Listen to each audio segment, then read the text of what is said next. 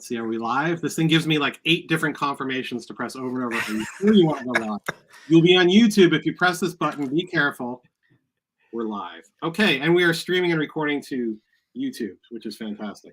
And we have a grand total of no subscribers right now, no viewers, which is, transparency. That's encouraging. Yeah. Oh, no, here we go. Okay, now the number's popping up. All right, that makes me feel better. I was going to be very upset with Tom if my own assistant isn't watching. That would be a little scary. But anyway, hi, I'm Bill Murphy Jr. This is Understandably Live, which is a product, that's the word, a product of understandably.com, a daily newsletter that is, it's the only newsletter in America, and it's a very good one. So, anyway, I have here today for this really fun, it's going to be great. We've already been talking for a little bit.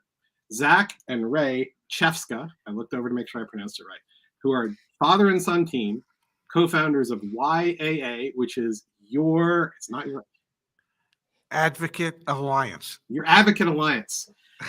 Basically a one-stop shop if you want people on your side to educate you about car buying, the whole industry, car maintenance, anything to do with cars. And they also run a very popular YouTube channel, and they're a lot of fun to talk to. So thanks, guys, for being here.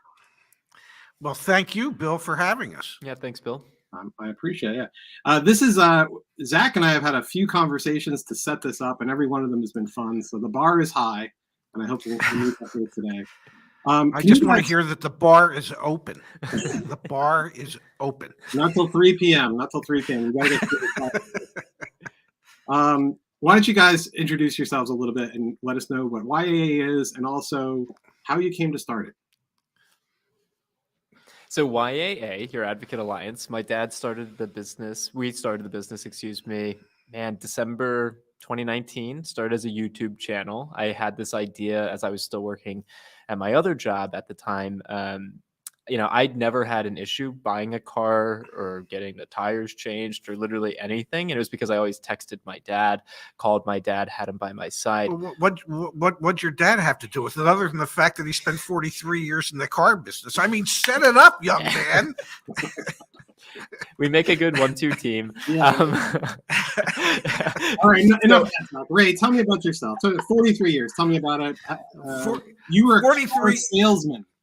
I started as a car salesman. I remember I was getting married. I was like 2 months from getting married. My father said, probably wouldn't be a bad idea if you actually had a job. So I went and I applied for a job as a car salesman at a small dealership called Iannaco Motors in West Berlin, New Jersey. Iannaco Motors, where service is king. And I got this job. They hired 7 people, and the trainer happened to be, an alcoholic, but that's another story. And he said to us, look around the room because within a week, there'll be 2 of you left.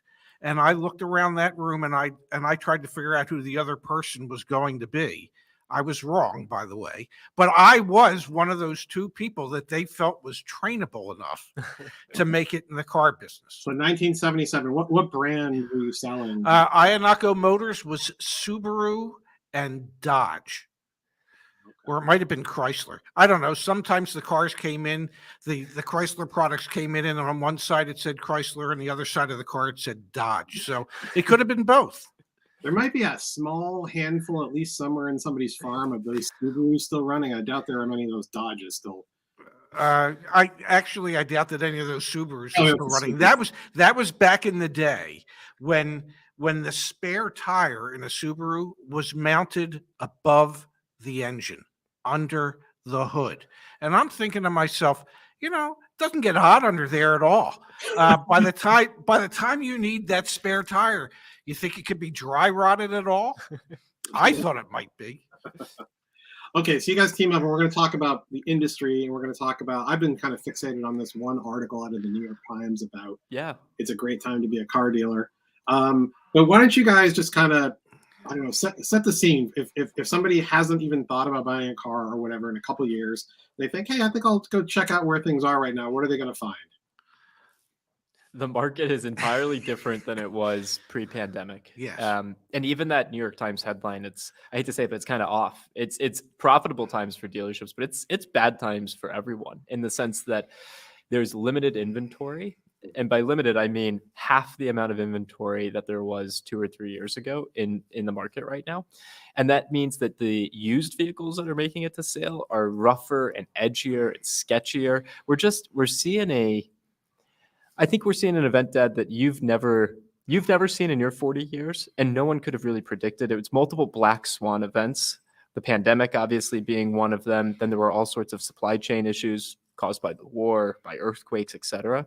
So if someone's going out to buy a car, it's going to be very different this time around than any time before. If you haven't been in the market for a car in 4 or 5 years, and you go into a dealership today, you just need to open your checkbook. Whatever it says you have in your savings account, you're pretty much going to have to hand over to the dealership in order to buy a car today. The amount of additional dealer markups, market price adjustments because of shortages is so staggering. Actually, we did a live stream earlier today, and one of the viewers on our live stream said, "I personally just saw a Toyota RAV4 Prime that with an additional dealer markup was $100,000." Well, for $100,000, you should be able to buy 2 RAV4 Primes, not one. Yeah. So that gives you some indication as to what the market is, and it's terrible today in the sense that cars are no longer affordable. Car payments keep going up. The amount of the average car payment today is approaching $700. The finance term is approaching, on average, 72 months. Do the math. That adds up to a lot of money. Okay, so where is the end of this? When do things come back to normal? Do they ever come back to normal?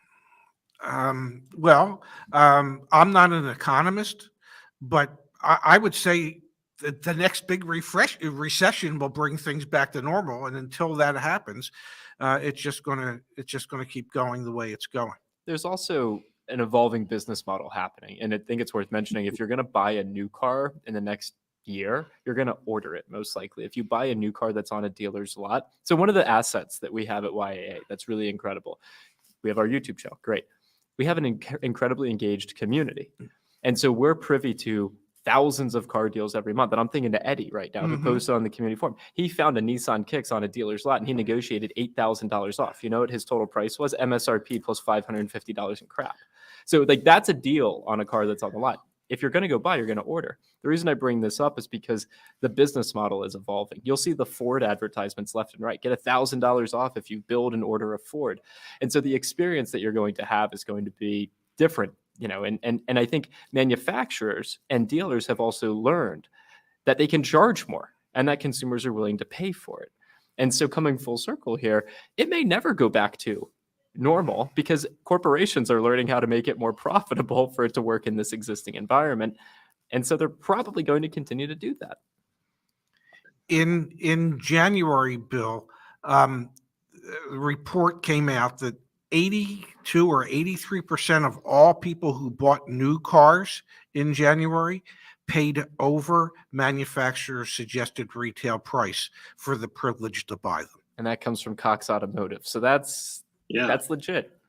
That's interesting. I mean, everybody has grown up. Anybody that's bought a car, I suppose, prior to the pandemic, you thought of only a sucker would pay MSRP on almost anything, right? Maybe some Ferrari or whatever, but I've never bought a Ferrari, so I don't know. But you would have paid MSRP gladly for the Ferrari. Yeah. But everything else, every Toyota, every Honda, every Chrysler, every Ford, that's the sucker price that nobody's actually going to pay.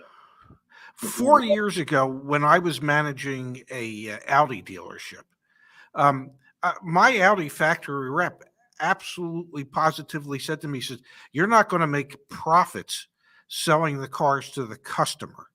Okay, we'll pay you your profit. You hit our sales objectives that we give you, and that's where your profits are going to come from. But don't expect the customer to pay over invoice for the car." Well, today, you can't even expect to buy the Audi for MSRP, let alone invoice or below. So that's how dramatically the market has changed with the supply shortages that we see.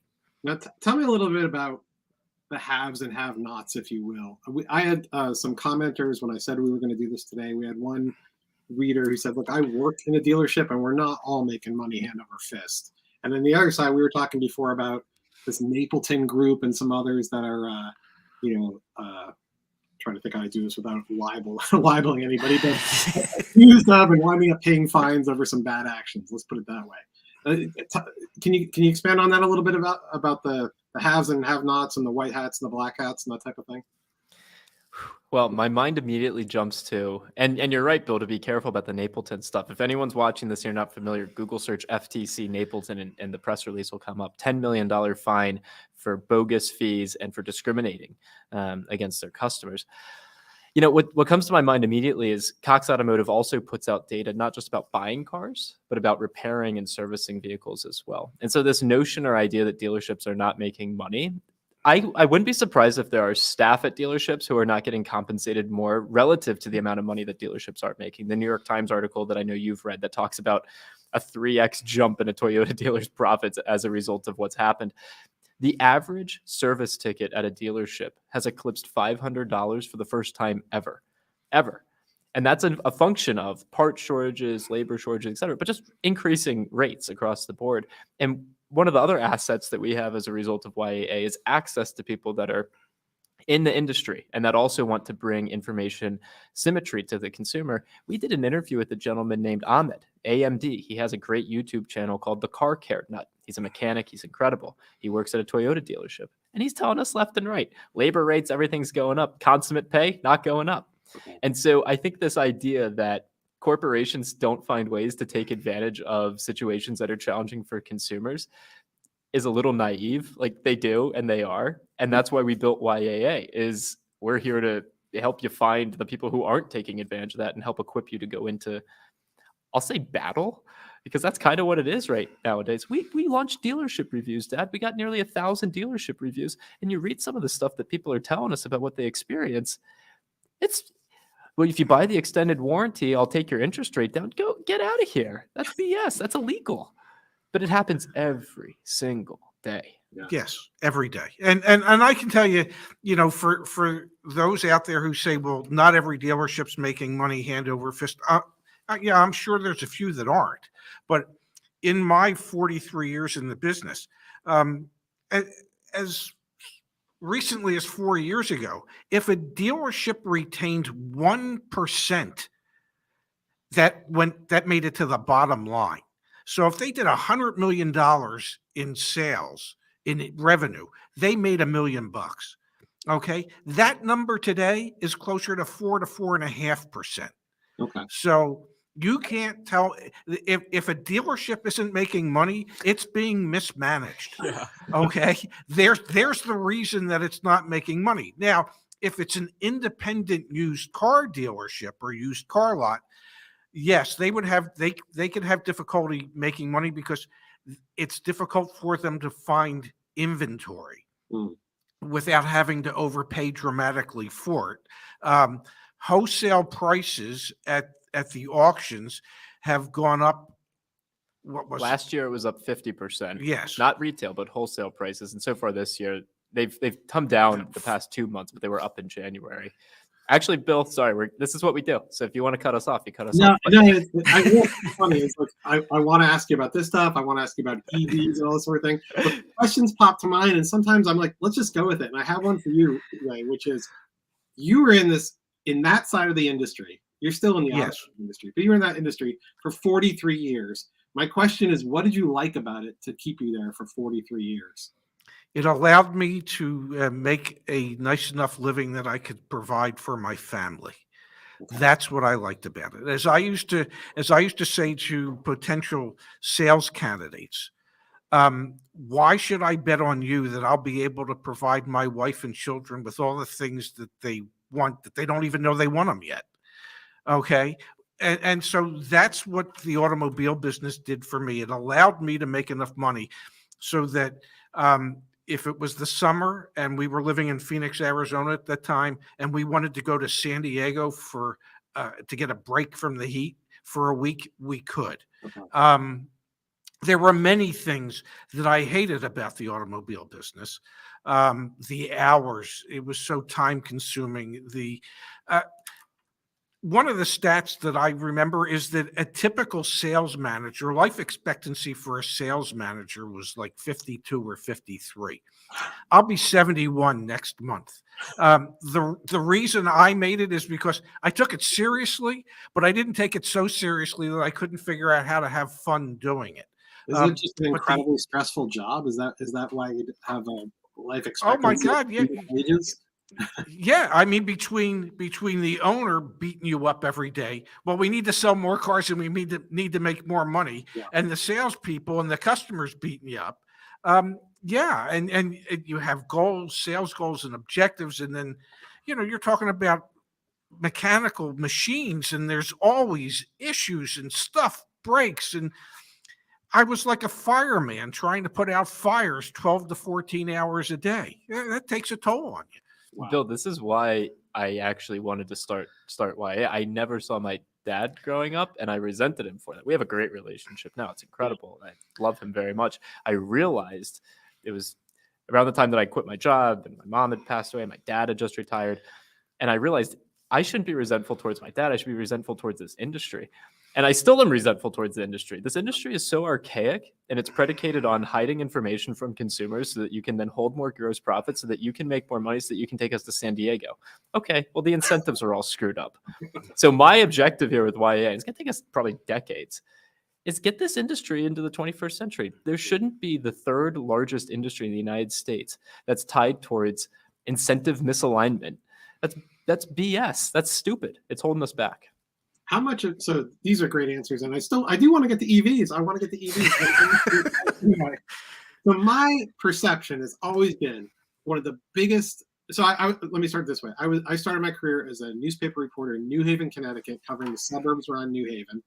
And a lot of times, what we wanted to do great work, but the people above us, they would say, we need good stuff for such and such a day because that's auto circular day, right? Well, and I always ask more about that. How does this work? And I realized they have so much power. They, in general, right? I'm generalizing, but because so many state budgets are dependent on the sales tax revenue that comes from these dealerships, which suggests to me like it's just so difficult to even think about changing the industry as a result. But I don't know. Tesla doesn't have the same dealership structures. Doesn't have any dealership structures, right? It's all owned. I'm throwing things out there. Is this changing? We can talk about consumer preferences and bringing transparency and everything, but if at the end of the day, the state budget gets 11% of its, I'm pulling a number out of the air, revenues from sales tax on car dealerships, it would seem like it's difficult to change. I don't know, discuss. Well, I would think sales tax revenues are sales tax revenues. And if you were in Connecticut, would it matter if the dealer actually completed the transaction with you online, or does it have to be in the physical store? You're still going to collect the sales tax on the sale of the vehicle. And dealerships just collect it on behalf of the state. There's nothing that says that the dealership has to collect the sales tax. The sales tax could be collected when the customer takes the vehicle to motor vehicle. Take it a step back from sales tax. Take a step back. Just hear me out. Hear me out for a second. Take it a step back from sales tax. Okay. What talks? What gets all of us to wake up in the morning? What talks? It was why you worked in automotive for 40 years. What talks? Money. Money, Yeah. right? Sales tax is an example of that. Yeah. That's gonna form and design how a legislature processes and works. We just saw, fortunately, in the state of Florida, a bill that was proposed that would no longer require dealerships to provide titles when they sell used cars. That came up because Carvana's been struggling with that, but fortunately it got beat down. So what talks? Money. So what's interesting here is we're seeing dealerships start to play less of a role. They're more kind of like end delivery on behalf of manufacturers. We saw Ford come out 2 months ago now, or maybe 6 weeks ago, with Ford Model E, how they're going to sell electric vehicles in the future, which we keep track of this. There's nearly $1 trillion in forthcoming or existing investment in EVs from existing automakers. If you don't think the future is electric, it is. So Ford's come out, Ford Model E. We're separating our EV business and our internal combustion engine business, okay? And you know how Ford Model E works? We still have dealer partners, but you're not going to carry inventory and you're not going to have salespeople. You're going to have delivery agents. You know how long that business model is going to last? As long as until Ford can out lobby the dealerships and get state legislatures to get rid of the franchise dealer laws. Why does Ford want to do that? Because it makes them more money. Yeah. Hear me out here. I'm not going anywhere. We have a chance. We have a chance. And I am 26. You're 71. I need to do this. You said life expectancy is like in the 50s. Mom died young. My grandfather lived old. Your parent. Give me 10 years, man. We need more people to come together and advocate for these systems to be designed differently. I mean, at the end of the day, that's what has to happen. And if consumers were willing to pay for things rather than be the product, we get everything for free. Go to Car Gurus. It's all free. It's all free. What happens? Hey, Mrs. Johnson, come into it's BS, man. Pay for some stuff. So that's the thesis. That's the idea. It's like the money talks. If we're able to actually design these things in a way where consumers will say, all right, you know what? The existing system takes advantage of me, and I'm sick and tired. And I'm what's the thing you say? I'm mad as hell, and I'm not going to take it anymore. Yeah. That's how I look at it, Bill. It's like until that happens, Ford's just going to be the next person that figures out how to make as much money off of us. You know. Well, but to add to that, you know, if states get so much of their operating budget from sales taxes, well, guess what? The more that the dealership can get for whatever product they're selling, the greater amount of sales tax it's going to be collected. Now, the consumer wants to pay as little as possible, and the state wants the sales tax money, so they're going to encourage the dealer to make as much as they possibly can. So which is maybe I was going to say, Bill, which is maybe perhaps why consumer protection agencies don't really protect the consumers. Yeah, yeah. I could go off on 30 tangents here, but I want to make 2 points. The first is that was a really beautiful intergenerational moment where Zach, you said, "What's that thing you always say?" And Ray responds with a very famous quote from the movie Network, which I guess was time, but that was beautiful. But I'm glad you started talking about EVs and spinning off in different sort of dual structure. My question has been, I don't know. A year ago, I sort of tried to crowdsource, understandably, and the readers to say, should we buy a new car? I don't know. We live in a neighborhood, a place where we only need one, so maybe we should have something more fun to drive. We went back and forth, and we made the bold decision to do what it sounds like you would say, which is just keep the Honda, and we'll revisit this when we really need to. But my question is, I remember reading something that said, if you buy an internal combustion engine car now, it's probably the last one you will ever buy. And we talked about this offline kind of beforehand, but maybe not. What do you guys think? I actually think we're probably going to see eye to eye on this one. I doubt it. I bet you it's not the last internal combustion engine car that you buy. And that's in part because the infrastructure to support electric vehicles simply isn't there. And that's a very common argument. And I think a more nuanced argument would be this push towards EV couldn't have happened at you could say better or worse time. I'm going to say worse time. The supply chain is so backed up that the idea that we're actually going to be able to produce enough EVs to meet demand, I'm going to say for the next 3 to 5 years, is a fallacy. And it's going to be incredibly cost prohibitive. EVs prices are going to go up. Tesla just this morning, I mean, I can't imagine you saw this, Bill, but Tesla just this morning raised their Model 3 long range another $1,500. That's probably the 12th or 13th price change in just this year. Okay, the Model 3 was supposed to be the cost-effective one that anyone could afford. It used to be $39,000. Cost you $60,000 to get out the door on that right now. Wow. And so I think this notion that everything's going to be EV, it holds water. It's just whatever your timeline is when that starts to get pressure tested a bit. Well, and the reason that if you were to buy an ICE car today, it won't be the last one you buy. Well, somebody's going to have to resell all these ICE cars after they get traded in for electric vehicles in the future. So unless you're willing to accept that ICE car you bought today is worth zero, and I mean zero, 3 or 5 years from now, and I don't think anybody's willing to accept that. Somebody's going to have to give you some value for that car to get you to trade it in for that overpriced electric vehicle that they're going to want you to buy. And then that somebody that gave you some value for it, I'm sorry I get excited, that somebody that gave you some value for it is going to need to turn around and sell it to recoup their money. Yeah. So ICE cars are going to be around for a very, very long time. Yeah. I'm trying to think In what my was the opinion. last structural shift like this. I mean, horse and buggy to automobiles, right? And you needed to worry about this. But I'm trying to think of anything else intermediate along the lines. Maybe leaded to unleaded gas, but you could still use the same gas stations. Or Mhm. maybe some sort of safety things, airbags versus no airbags. But it's not, everything was grandfathered in, right? You could still drive the car with no airbags. You can now. This is industrial revolution type Yeah. transformation that we're currently living through, and will be living through for the next few years. So, But let me- I was just going to say, I just really believe that ICE vehicles are going to be around a lot longer than a lot of people think. And when I say a lot longer, I'm still thinking 20, 30 years from now. Yeah. You know, ICE vehicles on the road might only represent 25% of the cars that are on the road, but that's still a sizable amount of vehicles that will be gasoline powered or fossil fuel powered vehicles. It'll still be on the road. They're not going to just disappear. They can't go from 50,000 to zero in 3 to 5 years, or even 10 years or 20 years. Okay, so all of this will support the question I'm going to ask, which is, if this is a seismic industrial revolution sized shift and one that will take, I don't know, let's say 30 years just to put a number on it.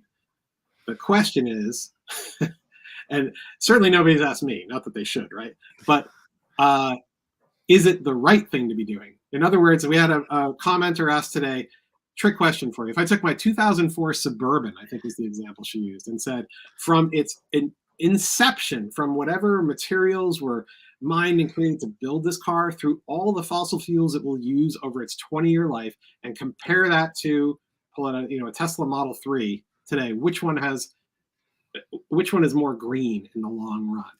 Now, I didn't check this out, but she said, surprise, it's the 04 Suburban. I don't know if that's correct, but I'm interested, is this the right thing? Somebody else brought up, well, we're putting trillions of dollars into this. What if we decided to figure out how to make hydrogen, which is like widely available and basically, half of water, put it into that? That's the question. Is this the right thing? You think of nickel and all the other issues that I'm just going to throw out here, half thought, the whole big bucket. I know my opinion on it, Pops. Well, do I think it's the right thing? Yeah. I don't know if it's the right thing, but it's the thing. I mean, if all your major manufacturers have committed over $500 billion to the EV evolution, and if so many of your European nations and the US government are saying, we're going to pay our citizens via tax credits or rebates for buying electric vehicles, then whether it's right or wrong, it doesn't matter. It's the thing. There's too much money that's being thrown at it for it not to be the thing. It might not be the right thing, but it's the thing. My 2 cents on it is agnostic of powertrain. EV, ICE, hybrid, doesn't really matter.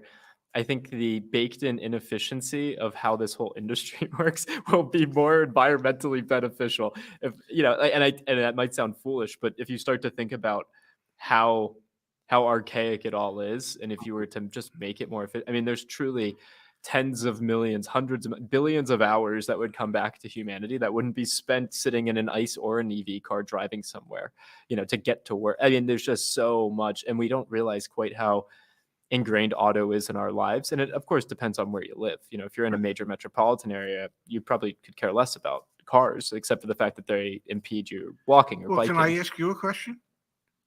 Do you own a car? No. And I live in a city. I live in Washington, D.C. I have no need for a car. Okay. Yeah, and there will be a time and place in my life where I have a car because I'll absolutely need it. Yeah, no, that's actually, we kind of buried the lead here. 29 minutes into this conversation is interesting. You're co-founder of this whole automobile organization. What do you? An advocacy. What do you? Well, I drive a Mini Clubman. And well, so does Zach when he needs to drive a car, or he drives his girlfriend's car when he needs to drive a car. He's just figured out how to do it where he doesn't have any of the expense associated with driving a car. Oh my God, you too. It's like Yeah. Cats in the cradle, right? What I really like that is to borrow the car keys. Anyway, that's a song from before you were born. Yes. Yeah, I figured. Here's a nice uncontroversial question. Why does Joe Biden dislike Elon Musk and Tesla so much? Well, if I was a politician, I would suggest to you, I think you need to ask Joe Biden that. Yeah, exactly. I think we'll have him on next week. I'm not sure if we've scheduled that yet, but yeah. It's fascinating. Yeah. It is fascinating. The entire, like everyone in automotive looks up to Tesla. I wouldn't necessarily say they look up to Elon Musk. For example, and to corroborate that statement, Mary Barra, who's the CEO of GM, frequently, just search Mary Barra Tesla, has said, value us like Tesla. Think of GM like Tesla. We are Tesla. And so everyone wants to emulate the material success that they've had. By material, I mean stock market success that they've had. I don't think anyone wants to deal with Elon Musk. Is kind of like what it comes down to. Is like we don't want to feed that ego anymore. Not that I don't know the guy obviously, but everyone wants to emulate the success that they've had in terms of the business they've built. Will they take any advice from them? Will they follow their playbooks? Probably. Will our government listen? Probably not. Yeah, I tend to make fun of Elon Musk at times, and people who watch our channel suggest that, well, I don't care for Elon Musk. I don't know that I care or don't care for him. I just don't care for the lack of transparency when it comes to, well, how many cars they actually produce and how many cars they actually sell. Having spent as much time in the automobile industry as I have, I know that every month the number of cars sold does not always end in an even number. It's not 115,500. It just isn't every month. 20-second timeout though, Pops. Yeah. We have an article back on our website, and I think it came from the SEC maybe. BMW was fined, wasn't it, like 2 years ago or 3 years ago? Because they invented sales that didn't exist. Exactly. So you cannot call out Tesla for round numbers when BMW, and you did it yourself. Wait, I called out BMW when they were doing it. I was part of it. I was there every month at Mini when they'd say, well, we'll report 10 more cars as being service loaners, and we'll give you X amount of money for it, and that'll show us a sale. That's all nonsense. So I can ask you a lot more questions, but I think maybe we should make sure that at some point in here, I've given you an opportunity to kind of give your pitch one more time, your straightforward pitch for YAA, why somebody should check you out, sign up. Just ready, go. You're the pitch man. You're already on YouTube, most likely, so just type in YAA. We do a daily live show, actually, that talks about automotive news, so we're there to support you that way. We actually, on our channel, also do role play videos, so how to negotiate when you're at the dealership, what to expect, that role play video where it had $5,000 in additional dealer markup or market adjustment, you can literally watch in like this point of view perspective me go up against Ray, my dad, and he just beats me up. But you get coaching.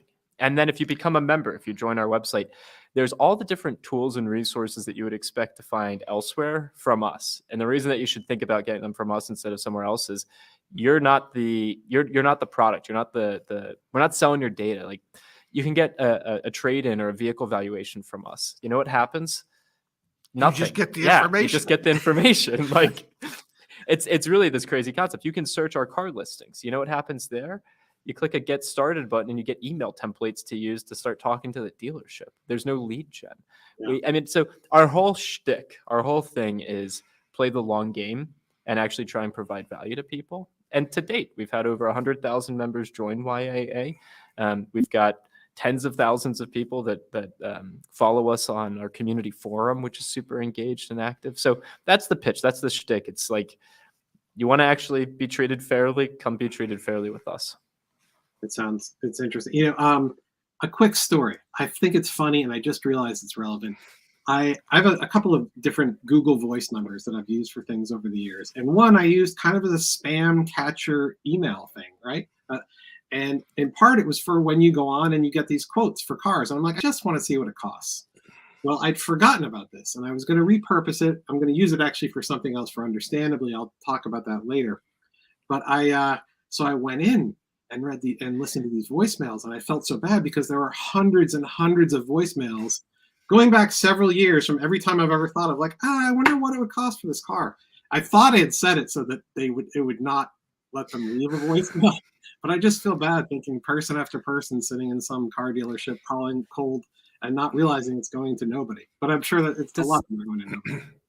Does that not go back to my kind of like naive point of this whole system so inefficient? But everyone and their brother, Bill, is willing to do things that are evolutionary, but no one's willing to do something that's transformative or really revolutionary. Yeah. And I think we have something on the YA side that could be special enough to really make it revolutionary. Because if you get enough, money talks. If you get enough people involved, did you know AAA has 61 million paying members? 61 million. Very surprising. Okay, I'm not saying that we need 61 million YAA members, but if we had, I don't know, 1 million, I think we'd have even more punching power. And I don't want to say punching power in an adversarial way, but someone's got to stand up for us, and I'm not waiting for someone else to do it. Now I shouldn't even say this, but if I don't someone else, I'm looking at your logo over your shoulders there, and you have no connection to AAA, right? No, we do not. No. Okay. Yeah. All right. Just looking at that logo. All right. When we do have millions of members, I'm not going to say anything because they'll probably they'll pull this up. So we're not saying anything about that. Got it. All right, guys. I'm trying to think. There are a million other things I wanted to talk to you about, but honestly, this is my curse in life. I could just sit here going on and on and on, and you'd say something, and I come up with something else. But this has been great and interesting and useful, and I appreciate you being here. Any last words or parting thoughts we should jump in with? Oh, I know what we should, which is that, I'm sorry to interrupt, but I want to make sure I don't forget, which is that I reached out to you guys before I did this and said, any chance we get a little something for the premium members of Understandably? I am certainly of this mind with you that, sometimes you want the people on your side, so it helps if you pay them a little bit. But I'm turning around, I'm trying to do everything I can to make the value for the paid subscribers. And so you guys said, well, what if we give them a little trial, free trial of YAA, and they can see if it's worthwhile. So if you're watching this, and I'll mention it tomorrow, for paid members, I will send you a link you can use for this, and I'll give you all the details if you're interested. So thank you guys for that. I appreciate it. And I'll give you the last word. I don't have a last word today. Okay. I'd say, how about this? It sounds like maybe we'll get invited back. Well, we'll see, because there's a lot more to talk about. Wow, Fingers crossed. The pending AAA lawsuit, Dad. I mean, I might as well go for it. Maybe we'll get invited back. Two, we've talked a lot about how things have changed so much, and it's really not a great environment to be a car buyer. Yeah. Doesn't mean you can't go into this and actually buy a car, get a car repaired, get it. You can, and you will if you need to. And so get help, get support. The thing that frustrates us, I'll say, or makes us disappointed is when we hear the stories of people who aren't going through that experience and they find us too late. That's really sad because your pathways of recourse exist, but they're more challenging. And when the money's left your bank account, like so many people want to cancel the extended warranty that they paid $4,000 for, but they financed it. Well, that $4,000, even when you cancel it, we'll help you cancel it. Even when you cancel it, it doesn't come back in your pocket. It's taken off the principal of the loan. Okay, it's a win, but it kind of still hurts. And so it's not lowering your payment. So my point, Bill, is if you are going to be in this situation, if you know someone who's in this situation, they need to buy, they need help with anything related to a car, just Google search YAA. We are here to help, and it's genuine. We have a bit of a track record at this point. We're not going anywhere, and we're committed to this. Actually, I was wondering if the comments were working or not, and I just see one that popped up, and we just had a question. What about leasing? And is that a good idea given the limited supply, just in the time we have left here? Well, I would say in today's world, leasing is not nearly as viable an option as it had been in the past. And the reason for that is that the manufacturers are not supporting any lease programs at this particular point in time. There's no subvented money factors to help bring down the monthly payment. Residual values are still based on what was history 10, 20, 30 years ago and not what is actually going on now. So without the support from the manufacturers, leasing is probably not the best way to go. If you need to buy a car, and only if you need to buy a car, you're probably better off today buying a new car, if you can get it at MSRP, than buying a pre-owned car that will sell for more than it's sold for as a new car. And some brands you can get below MSRP. Yes. I'll plug up just very quickly, though, and I'll be quiet. No, Car no. dealer reviews. We launched a crowdsourced car dealer review platform.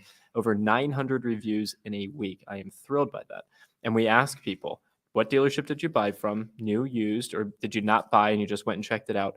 Did they sell it to you above MSRP, below MSRP, or at MSRP? Your state, obviously, what packages did they add? That resource, my dad gave me hell for it, but he's like, why'd you just come up with this? Like, you should have done this months ago. 2 years ago. It's one of the best resources we've come up with. And, you know, you can sort it by or filter it by how many people have gotten under MSRP. It's not a lot, but depending on the make and the model and your region, it might be possible. That's the information, and that's free.